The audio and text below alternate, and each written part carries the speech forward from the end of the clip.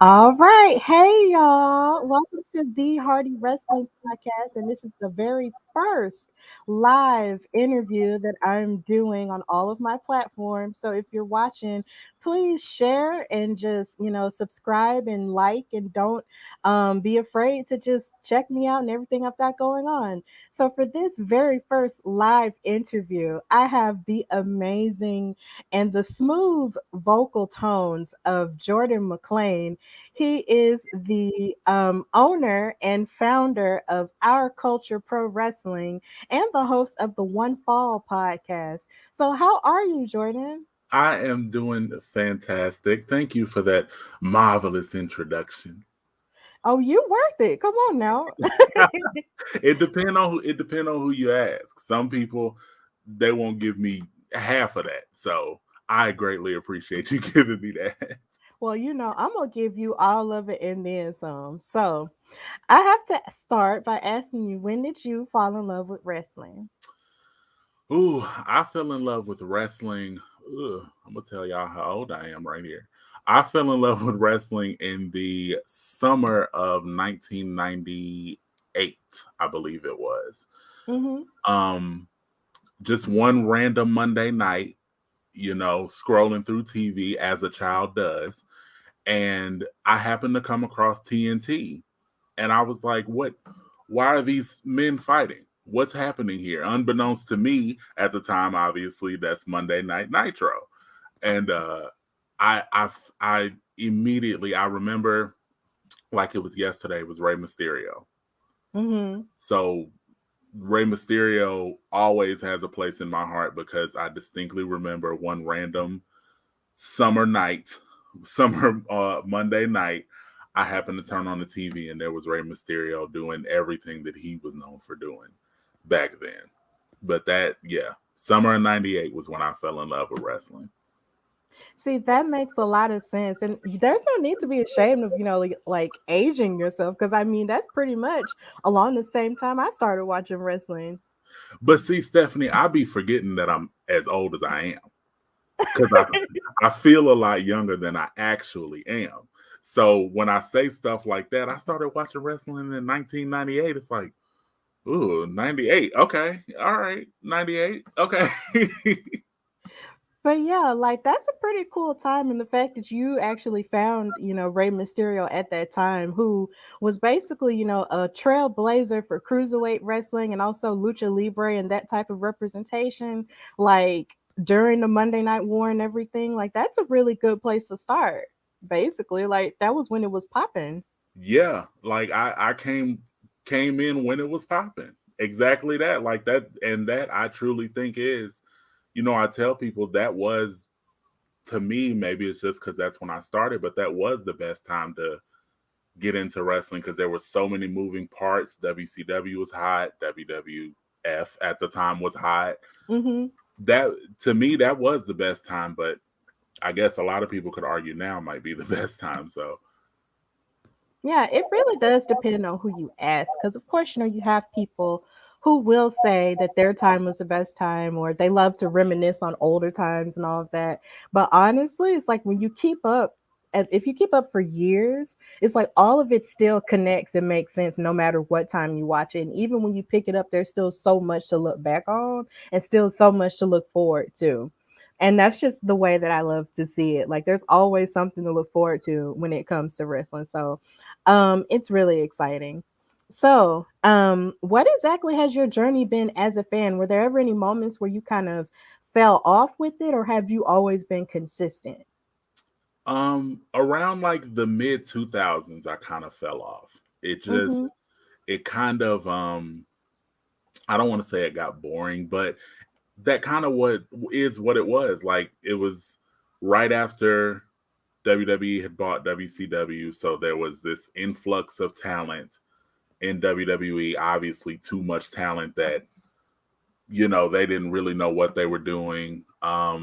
I wasn't a big fan of TNA at the time, so around like the mid 2000s, I would say I kind of fell off, and I picked it back up probably at the end of the or beginning of 2010s, like right around the time I graduated high school. I was kind of getting back into it. And then, of course, discovered indie wrestling a few years ago.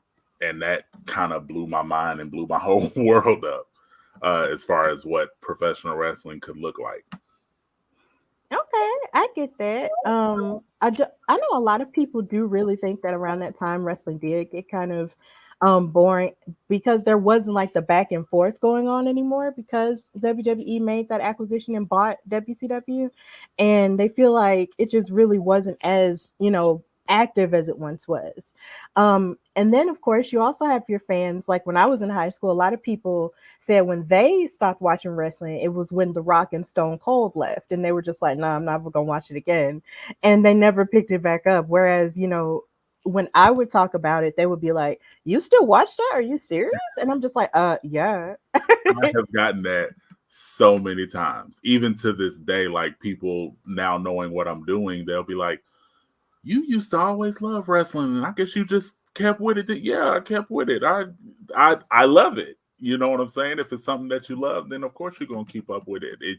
You might fall off a little bit, but of course you're gonna stay in it and stay watching it and loving whatever makes you happy. So that's all Yeah, it was for me. Yeah, for me, I stopped for maybe 2 years during like the early 2000s, and then my life was sort of going through some changes as a child. So then when I picked it back up and started watching it again, like in 2002, it was around the time Eric Bischoff became the general manager of Raw. That was when I started back watching it and stayed consistent with it ever since then. So basically, that's kind of what my journey was. But even now, when I tell people all of the things that I do now with wrestling, they think it's so fascinating, but then they also like, wow, like it must be, it's less making fun of me for it and more of, oh, so you love wrestling that much that you got involved with it. That's interesting. And that's really where it is for me right now. And it's cool.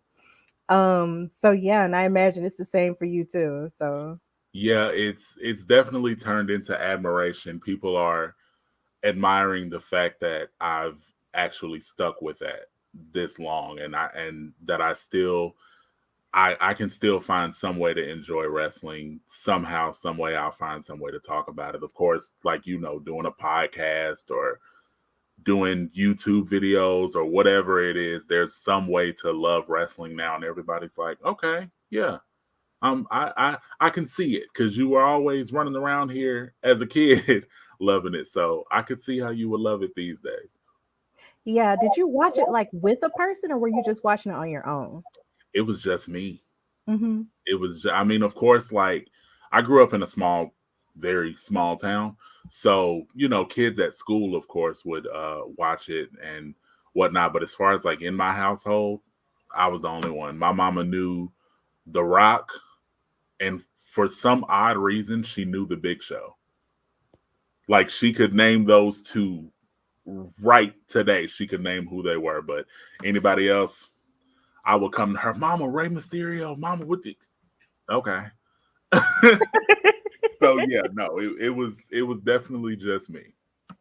That's funny to me because for me it was me and my dad. It's like my daddy watched it and then my grandmama watched it before him.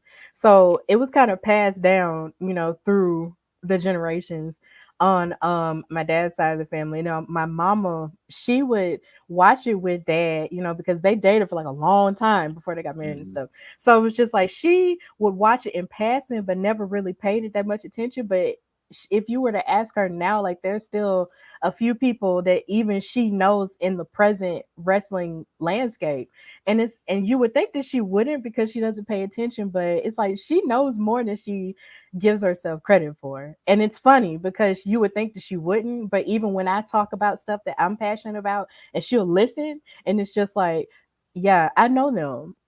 She knows them, and it's just so hilarious. My mom, you can't do that. Yeah. Pretty much anybody in my family, you ask them, hey, do I know about who? No, get away from me. Yeah, that's how it is with me, except they just, see that I'm doing it now and they just be supportive. So it's okay. So you said you were from a small town. You mind telling the people where you're from? Because Gurley, we have a Alabama. connection. Gurley, Alabama is where Hmm. I'm from. Population, nobody. But that's where my family's from. I still got family out there that's where I spent most of my childhood was in Gurley, Alabama. Um, of course, now I'm in Huntsville, been in Huntsville. And Gurley is one of those small towns where, you know, when people ask you that question, where are you from? Oh, I'm from Gurley. Where? I'm from Huntsville. I just I don't feel like explaining. I'm from Huntsville. But surprisingly, some people don't even know what Huntsville is. Really? Even now? Even now, I've met people who are from Birmingham, like you, who have no idea where Huntsville is. They've never heard of it, don't know where it is, can't tell you what it's about. That's so crazy because you would think now people would know what Huntsville is. Like, there have been wrestling events there, you have reality shows based there. Like, they seem to grow a lot. Like, it seems like they've grown in the last few years. So you would think they would know where Huntsville is. Oh Girl, my gosh. I will still come across people to this day. I'm from Huntsville. Oh, where is that? Huntsville, Alabama. You, Oh my because gosh. you just told me you from Birmingham. You don't know where Huntsville. Okay, all right. Right, because at least I know where Huntsville is. I've actually even been up to Huntsville maybe twice in my life, but I still know where it is. Now that yeah, like that's the thing because I can't say that I've spent an extended amount of time in Birmingham before, but I know where Birmingham is, and I know how to get there. I know how long it takes for me to get there, but you so if you don't know where Huntsville is, I'm not even gonna try to get you to understand Gurley because Gurley. How people you know how people used to describe towns as like a one stoplight town. That's Yeah. Gurley. That's Gurley. Wow. It's really small. Well, it's okay though, because people come from small towns and they do big things, and that's all that really matters, though, right? Period. Like me and you. Period. Yes. Exactly. So you mentioned that Rey Mysterio was one of your favorites. Did you have any other like really strong favorites as you've matriculated as a fan? Ooh, when I really got into it, obviously Rey Mysterio. Sting. Sting was definitely top 3 for me. I remember being a kid and having a bottle opener of NWO Wolfpack Sting. And I had that thing for years. I'm a kid. I don't need no bottle opener, but I had that. Ron Simmons, loved Ron Simmons. His run as Farouk, mostly his run with APA, him and Bradshaw. Absolutely love that man. Um, who else? Of course, the usual suspects: The Rock, Undertaker, Stone Cold, Triple H. But as far as like my top 3, for sure, Rey Mysterio, Sting, and Ron Simmons, 100%. I'm gonna cry if I ever meet any of them. Oh, that's a pretty solid list of favorites there. So that's really good. So what exactly inspired you to start One Fall, your podcast? Well, the way it started was my best friend and I actually got in the business together as the Marking Out Boys, me and Tevin. And what we did was something different than what anybody else was kind of doing in the area at the time. We would actually make vlogs. So we would go to the shows, um, film like highlights of the shows, and then give our reviews in vlog form. And of course, COVID came through, wrecked everything. Can't go to shows, can't, all this other stuff. And of course, then at that point, he and I, we couldn't link up and do our own podcast like we had started. So I asked him, I was like, are you, cool with me kind of doing my own thing? Because up to that point, we had been known as the Marking Out Boys. You didn't see me without him and vice versa. And he gave me the go ahead. And I was like, okay, I'm going to go ahead and start my own podcast. The original name of the podcast was much longer. And I got tired of saying it. The original name was The Following Podcast is Scheduled for One Fall. And I got tired of saying that. So I was like, let me just cut this short. Where can I cut? One Fall. Okay, One Fall. One Fall with Jordan McClain. That's okay, cool. That works for me. But it definitely started through he and I doing our thing as the Marking Out Boys. That's definitely where my love for not necessarily content creation, but wrestling content creation, I guess I could say. That's where my love really started. It's funny because I had the same journey with my podcast name because my podcast name was called Hardy Wrestling with Stephanie Hardy. So people would get that it's me. But then I got tired of saying it and and then I started thinking about what merch, how would that fit on merchandise and how would I explain that to people? So I just decided I would call it the Hardy Wrestling Podcast a lot, but then eventually I just decided to just go ahead and just cut it short to the Hardy Wrestling Podcast.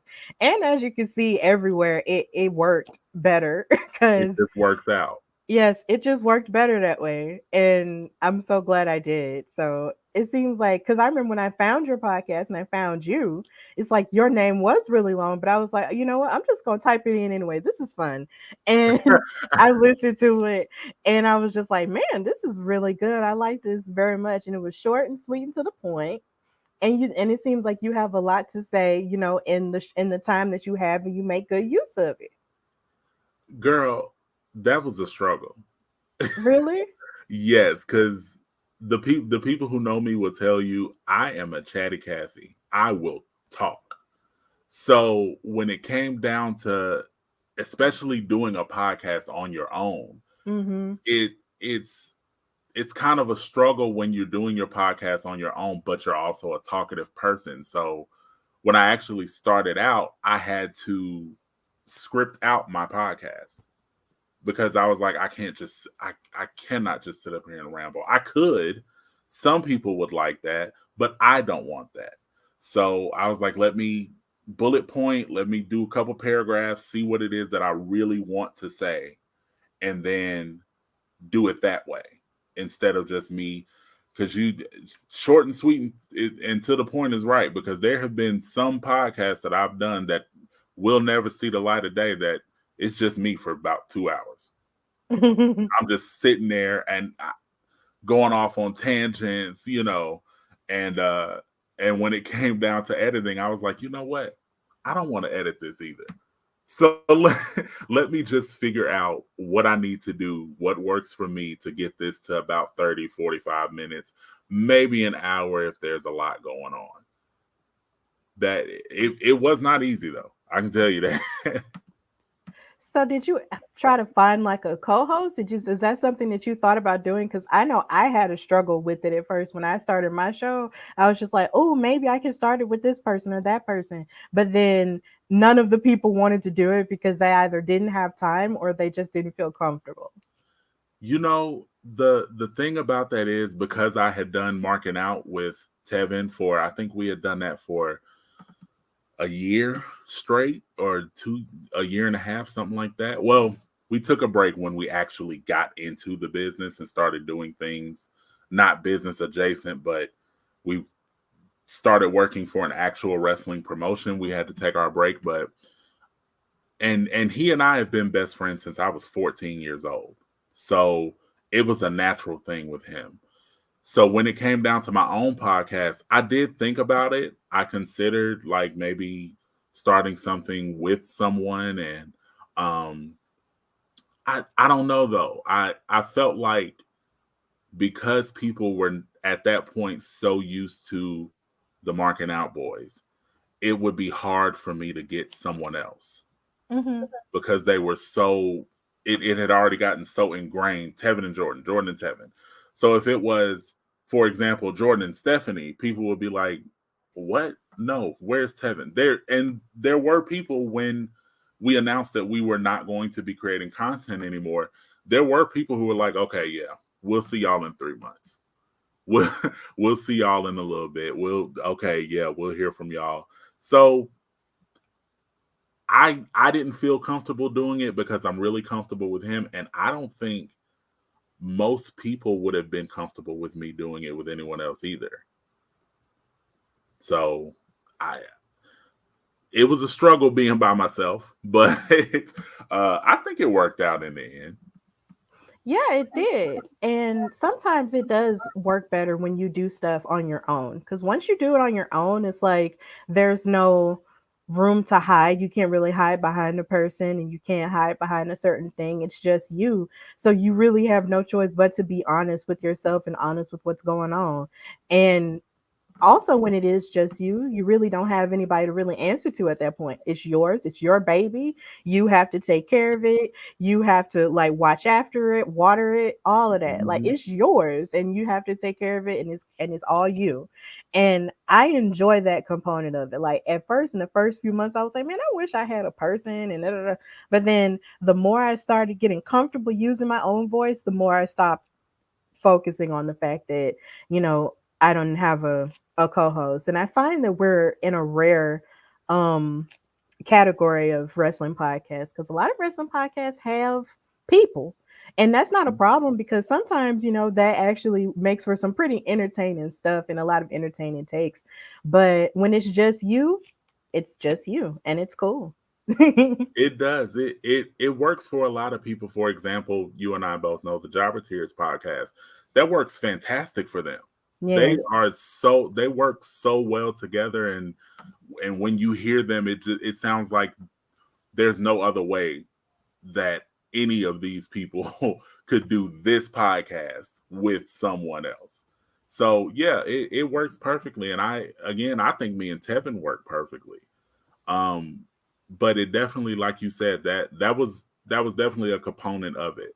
You know, I get to do this myself. I sink or swim. Can't nobody tell me that I'm doing it wrong or whatever it is. This is just me. I'm gonna do it. I'm gonna use my voice how I want to use my voice.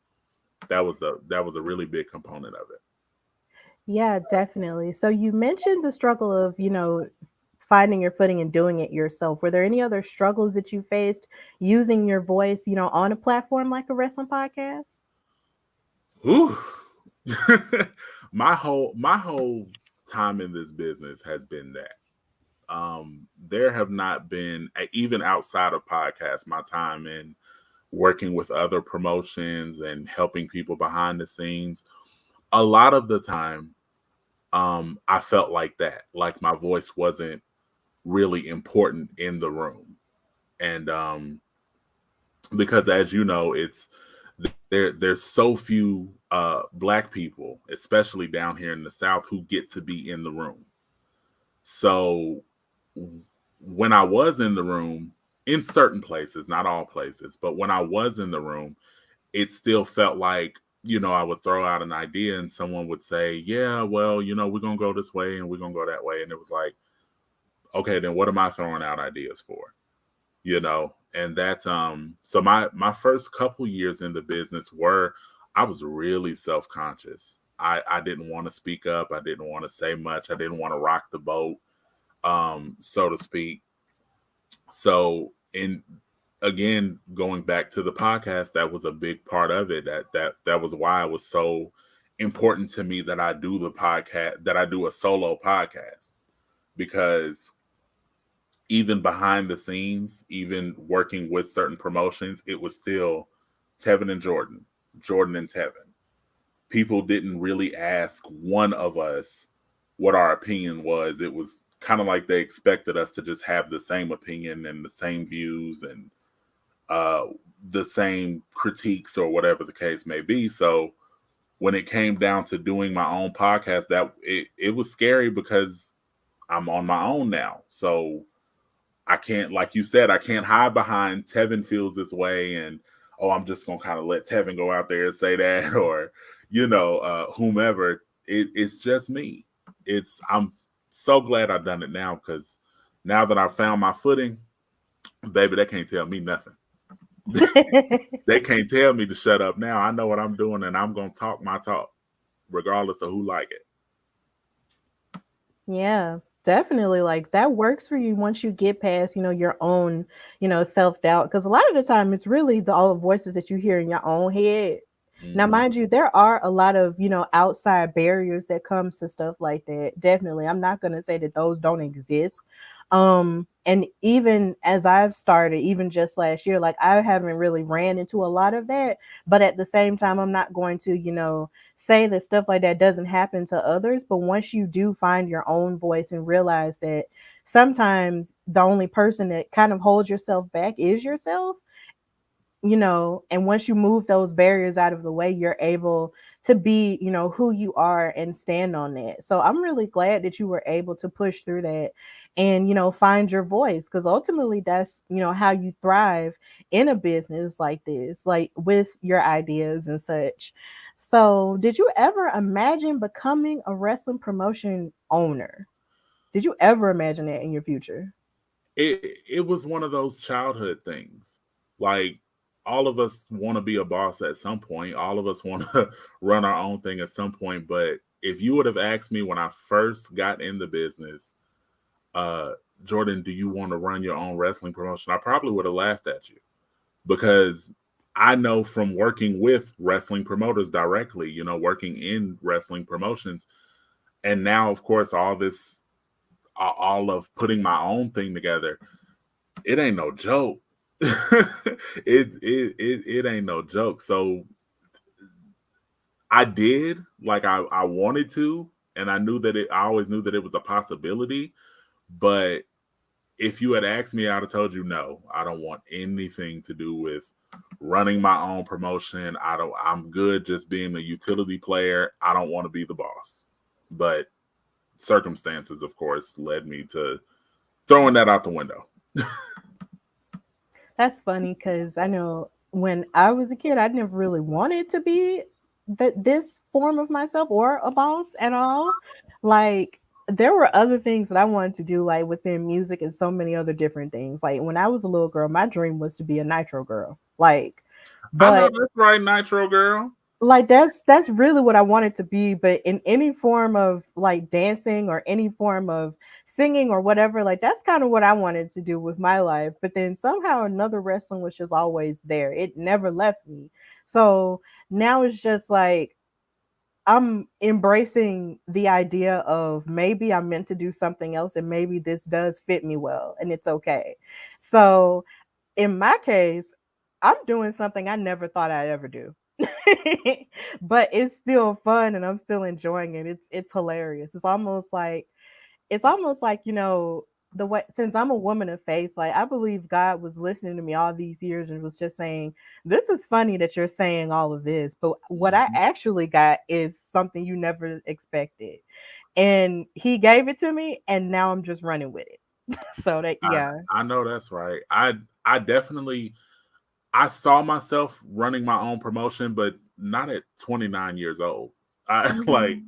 I was certain that I was going to be a wrestler. And then when I first got in the business, when I actually got into the business, I was having conversations about maybe being a manager because I love managers. I have Mhm. always loved managers. So, that was the conversation. I was like, okay, I'll put in a decade of wrestling and managing and learning everything. And then maybe, 35, 40, I'll look into starting my own thing. But here I am, 29 years old. And what is going on? Why? I'm actually about to do, like, I will really, like, text my friends like, yo, I'm really doing this. I'm really about to, like, put together my first show by myself. Nobody's helping me. No one's, you know what I mean? That, like, this is just me. This is just my thing. It's so surreal sometimes. It's the I'll just be laying in bed like, wow, this is really, 6-year-old Jordan, 5-year-old Jordan is like really proud that this is what I'm doing. I can't book Rey Mysterio, but you know. But you can book somebody though. That's the I important part. There you go. I Right. can't You can book book the Rey somebody. Mysterio, but doggone it, somebody getting booked. Exactly. That's the part. So you mentioned that you wanted to be a wrestler. Did you ever like look into training? Girl, did I? I looked into training for a long time. When I was 16, 15, 16, something like that, I actually found WWA 4 out in Atlanta. Mhm. And now the trainer is AR Fox, but back then it was Mr. Hughes, for those who don't know. And for years, I was like, I'm going to Atlanta.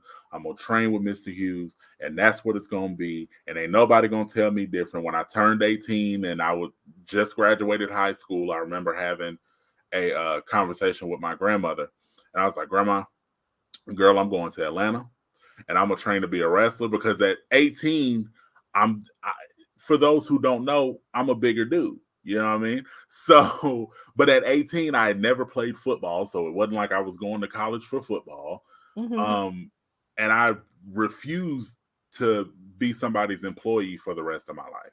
So I was like, well, Grandma, I'm going to Atlanta and I'm going to train with Mr. Hughes and I'm going to train at WWA 4 and I'm going to be, this, that, and the third. I'm going to WrestleMania, all this wild stuff. And she was like, all right, if that's what you want to do, go ahead and do it and let me know how I can help you do it. So, of course, that did not happen. But yeah, I looked into WWA 4. I looked into Booker T's school, Reality of Wrestling out in Texas. I looked into the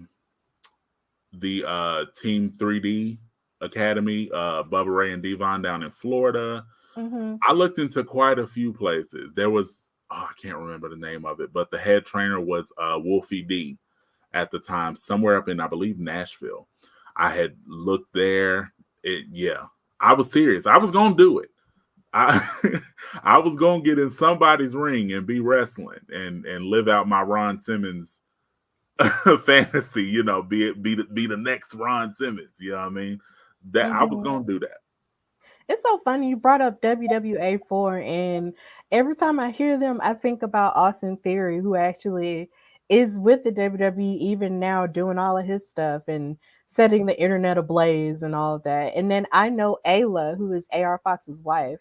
She Mm-hmm. works with me at Women's Wrestling Talk, and it's just crazy, when you think about all the connections that you can make in wrestling, and then just the fact that you looked into all of these great schools, I might add, to possibly do that. But sometimes life takes you in a different direction, but the direction that you're going in, I imagine, is like, it's amazing. So really, what are some of the struggles that comes with, starting a wrestling promotion like Our Culture Pro Wrestling? And I guess I should also ask you, what made you decide to come up with that name? Because when I saw it, I was like, I feel represented by this name already, and I ain't even seen nothing that's going on. So what made you decide to start it, and what are some of the struggles that come with it? As you should, because that's exactly what I'm going for.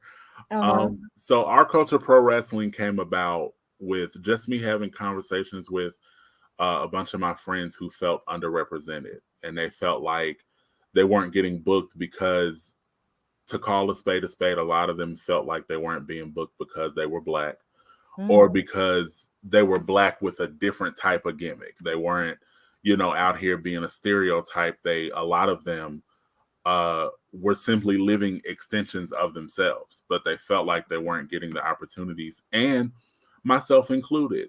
I felt like I had and have so much to offer to the business, but no one was really allowing me to just be me, and really go full throttle with some of the ideas that I had, or whether that be in marketing or social media or booking a talent or something like that. So I had kind of had these conversations with a few of my friends, Skrilla the Great and Trevor Aon and Aaron Black and uh, a number of other people. And the consensus that I started getting in my head was, we're not really represented here in the Southeast. And we try so hard and we work and we're always training and we're always putting out great promos and all this other stuff, but people are not wanting to book us.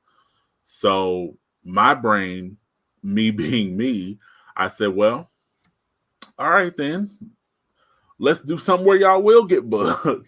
Let's build our own thing. And I've always kind of been like that. That's how Marking Out came about, where Tevin and I were just kind of talking, and it was like, let's just do our own thing. Or I guess the phrase everyone likes to use now is, let's build our own table. You know Mm-hmm. what I mean? Let's stop asking for a seat at their table and let's just build our own. So Our Culture Pro Wrestling that actually was not the original name. Uh, I had danced between Our Culture Pro Wrestling and I ain't gonna say the other name because something might come of that. And I don't want, but I for a time I had went with this other name, and then honestly, something just kept saying no.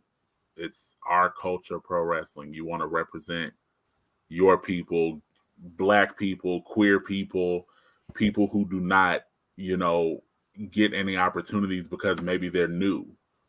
I heard that conversation a lot too. Well, I'm new and nobody's really willing to book me. And my mentality has always been, well, how are you going to get better if nobody books you?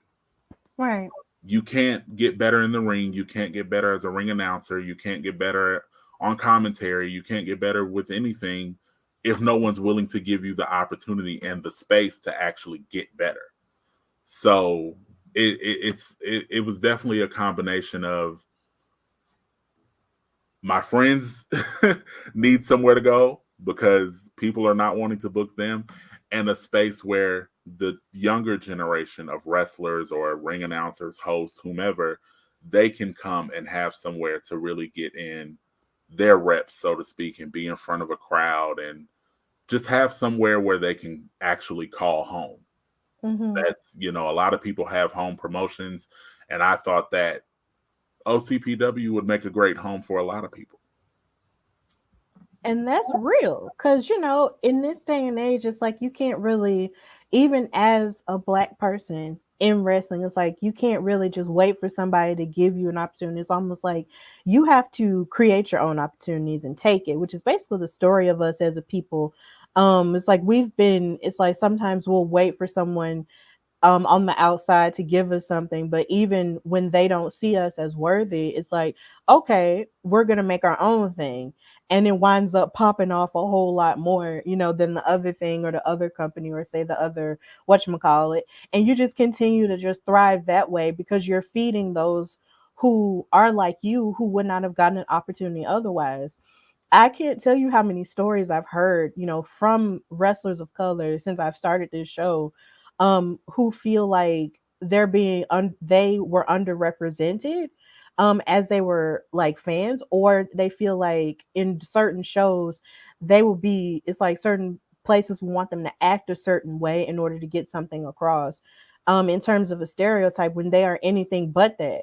And I think something that people just don't understand is the fact that just because you're black does not mean that you fit under like one, checkbox. It's like we're not monolithic people. Like there are so many, ways to be black, and all of that deserves to be represented. Just because it doesn't fit, oh, the smiley happy black person or the strong angry black person. Okay, like there's still more to that, Mm-hmm. and more to blackness that deserves to be represented. And I find that in wrestling now it's getting a little bit better. Like there are certain promotions that are making concerted efforts to show what diversity is. Others are struggling. But still, there are still places that are trying. And with your promotion, it seems that your promotion has the outright mission to give those people a chance. And I think that's absolutely beautiful.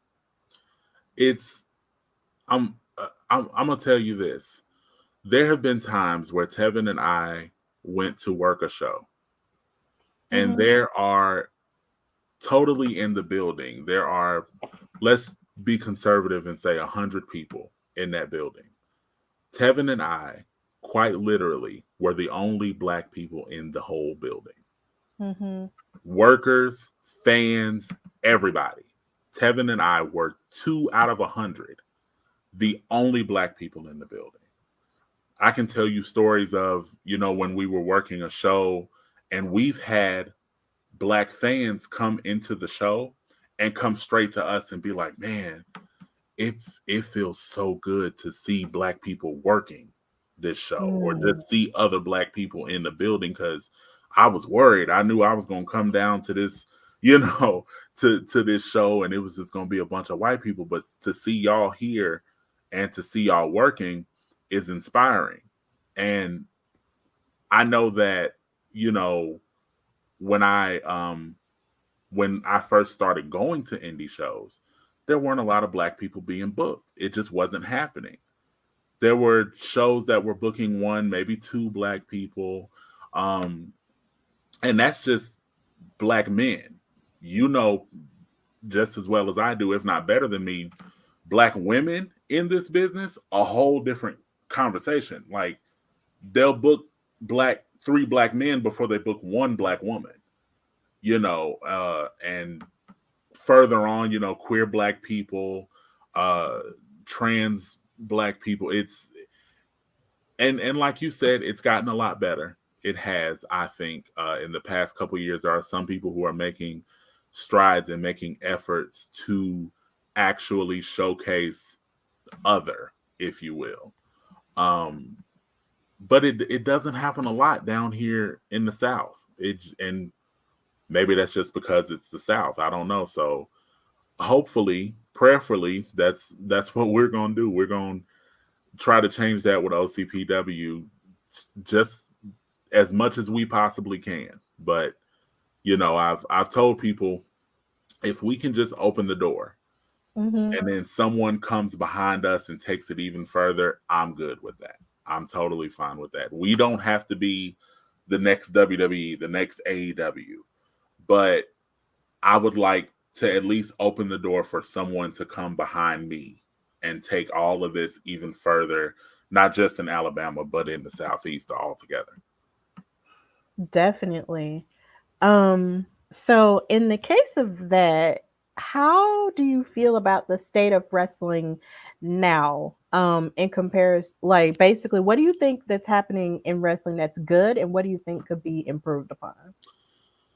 Well, I think one thing that's great is that we're at least having conversations, because just not even 10 years ago, say 5 years ago, we wouldn't even be having the conversations of all black shows or all LGBT shows or all women's shows, like you work with the Belladonna division. That, yeah, there were some, but the conversation wasn't even being had.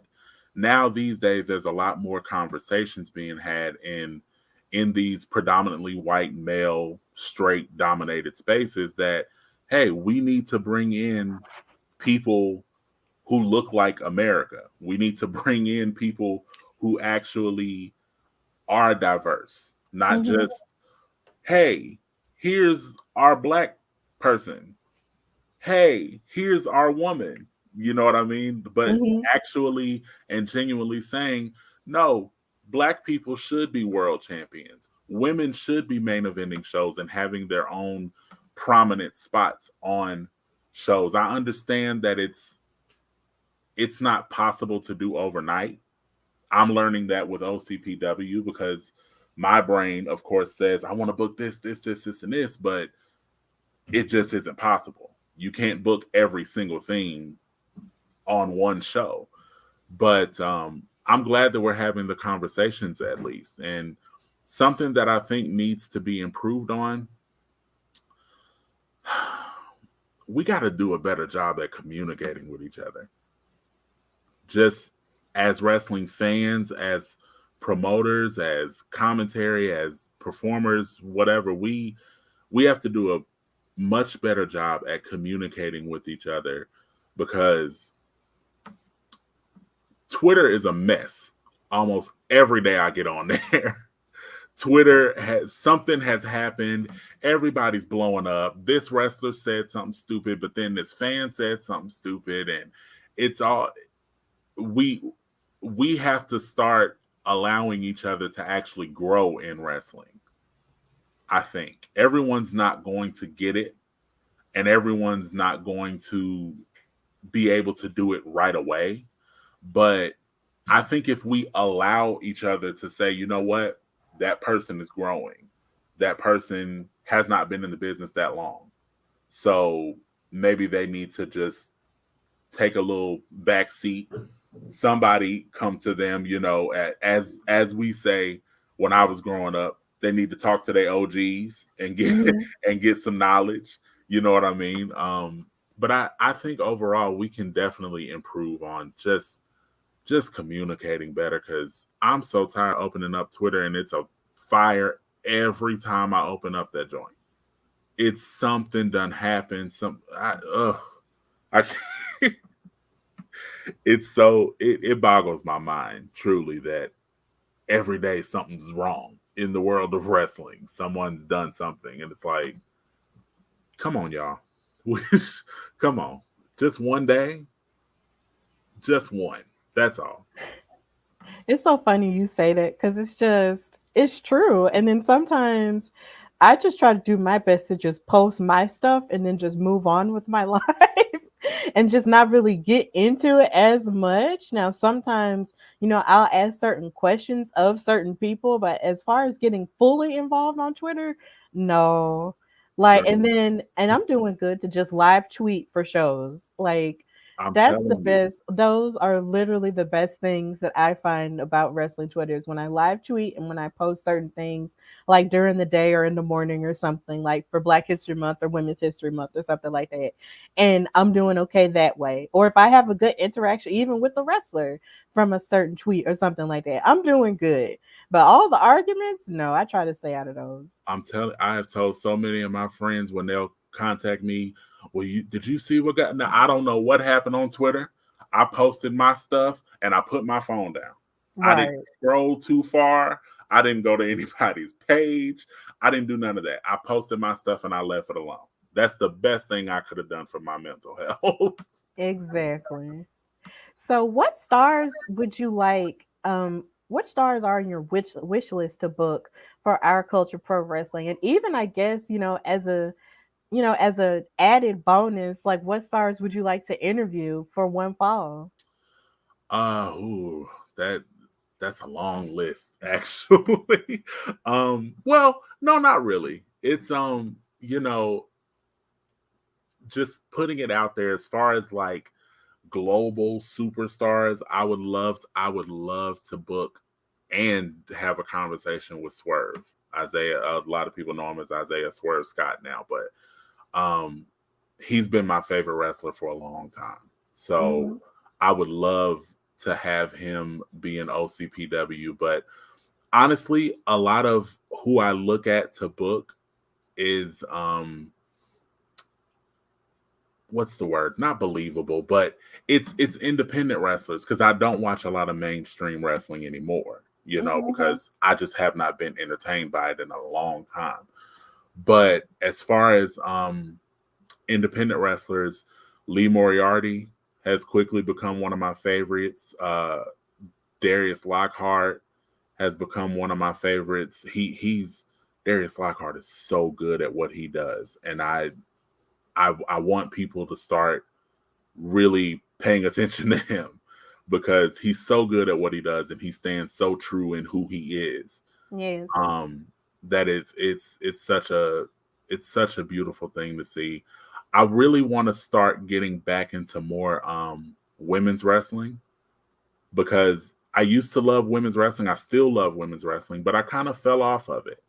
Um, because again, as you know, this is really a boys' club. It's hard for women to be in this business, break in this business, and really be prominent in this business. That's why I'm so glad like shows, like the Belladonna division exist, to where I can look and say, okay, so as far as women, I love Cassandra Golden and Shalance. I love those two women.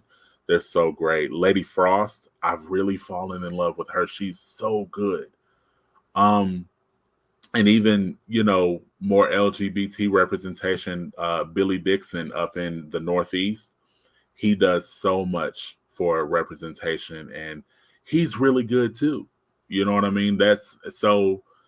Those are kind of a rough list, I'll say, because if I really sat down and thought about it, I could probably come up with 100 names as Hmm. far as who do I think would be good in OCPW, or who would I want to talk to for One Fall. I could probably come up with a day's worth of people to tell you.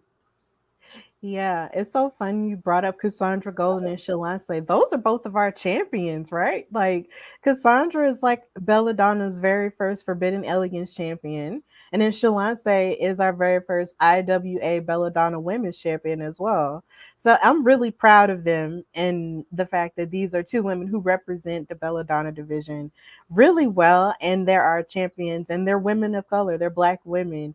And it's so good that that is who represents us and represents the mission of the Belladonna division. And they would have no problem talking to you because they've talked to me. So it's just like, I mean, they talked to me on my show before. So my thing is, you know, I'm pretty sure they wouldn't mind talking to you at all. And they wouldn't mind working your show either. So I'm not gonna spill too much tea, but I have reached out to both of them okay. as far as OCPW goes. So we're gonna see how things turn out. But absolutely, you know what I mean. It wouldn't.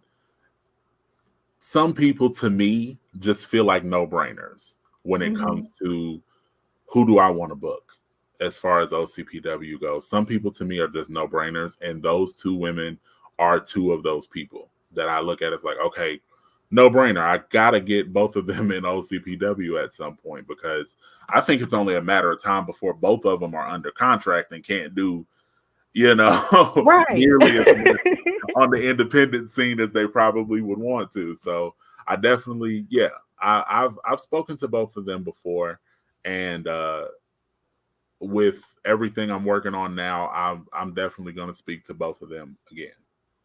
Yes, and hopefully, you know, you can have an Our Culture Pro Wrestling show here in Birmingham too. That would be great. Oh God, I can't tell you exactly what's going to happen. I can tell you later. I'll tell you personally, No but I school. can't. Oh, I no school. no, I can't. I can't. My hands are a little bit tied. We're coming with some out this summer. We're having our first show this summer. I can Okay. tell you that. I can't tell you where. I can't tell you who just yet. Okay. But we're definitely, and don't think my idea for OCPW is definitely to travel with them. Mhm. I want to get these these people in front of as many eyes as possible. So Birmingham, believe me, is on the list. We we are looking at Birmingham. I want to come to Birmingham. I know you want me to come to Birmingham with this. Yes, come on. So I'm telling you, we coming. I don't know how fast we're gonna get there, but I can tell you that our first show is definitely gonna be this summer. Yes, definitely. So, what would you say the future holds for you, Jordan? I don't know. I don't think about me honestly. Like a lot of people hear that and they may think it's fake just because of the nature of the business or the nature of the world, but I honestly don't think about me. I'm like, I can tell you with OCPW, I am the last person I think about. Mhm. I'm yes, I'm the owner, I'm the promoter, I'm the booker, and things like that. But I can tell you, as far as on screen, you won't see me unless you absolutely have to. I don't want to be on screen. It's not about me. It's about all of these talented folks who don't get opportunities elsewhere. It's about all of these young kids who are just coming into the business. They're just a few years in the business and they don't really have anywhere to go to kind of cut their teeth, so to speak. You know what I mean? It's that's what the hustle division is all about. You know, it's all about these young kids that's in this business and they need somewhere to go and really prove themselves. That's what it's all about for me. It's about having a space where people can be themselves without having to shuck and jive through it. It's about having a space where people don't have to be the token anything. I don't want you to be the token black, token white, token gay, token nothing. I want you to be able to come into an OCPW locker room and feel like you're at home. It's a family reunion as far as I'm concerned. So, as far as me, honestly, genuinely, I don't think about me. I don't I wouldn't mind being the next Vince McMahon or, you know, being the next Tony Khan or something, you know, but I'm good as long as I can give these people opportunities to really showcase themselves and move on to bigger and better if that's what they so choose. I'm good. I've gotten everything that I want as long as I can do that for the business and for my people. That's very well said. So I guess my last question would be, how has being from the state of Alabama sort of motivated you in, your pursuit of your wrestling career? It's it's motivated me because I don't see me and I Mhm. never really have. You know what I mean? It's being from the South and being a black gay man, I don't see a lot of me anywhere, you know? So when it comes to what I'm doing in wrestling, that's always kind of in my head. Like it's not lost on me that I'm a black gay man from Alabama doing something that is notoriously hard for everybody to do. Let alone being a double minority when you're doing it. So it's it's definitely motivated me in the sense that there are people out there right now who are waiting to see a black gay man make a big change, you know, and again, we've started having it. Like I said, Billy Dixon with everything that he does up in the Northeast, even AC Mack, who I'm so incredibly proud of for everything that he's been doing as an openly black gay man.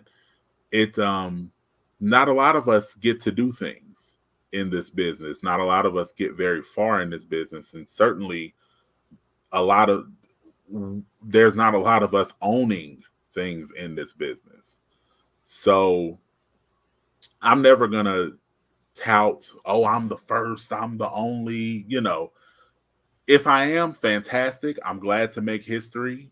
I'm thankful that God is blessing me to make this kind of history. But that again, that's not my focus. I know that someone somewhere needs to see me doing the things that I'm doing. You know, I know that some little black girl somewhere needs to see Stephanie Hardy doing everything that Stephanie Hardy is doing. You know what I mean? So that's what's always in my head. So I'm always motivated by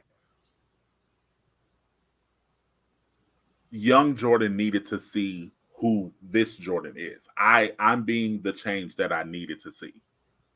And hopefully, like I said, hopefully, prayerfully, with everything that I'm doing, I can usher in a bunch of people who do the same thing. They're willing to come behind me and do all these amazing, fantastic things and really make history. It's not the goal. I'm just doing what I love doing and I'm wanting to help people. But if we can make a little bit of history while we're doing it, that works for me. I'm good with that. Yeah. I definitely feel all of that. I just had to ask you that question because part of the reason why I even wanted you to be on, especially on live and being my first live interview, is the fact that we're both from here. We're both from Alabama, even though we're from different parts.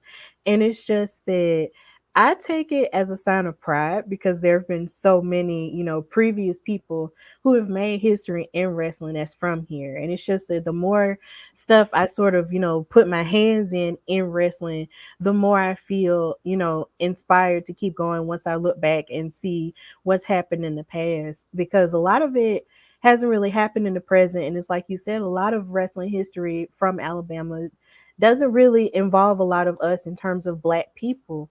So if I can continue to be a good example, and if I just continue to work hard, I know I'm gonna wind up somewhere.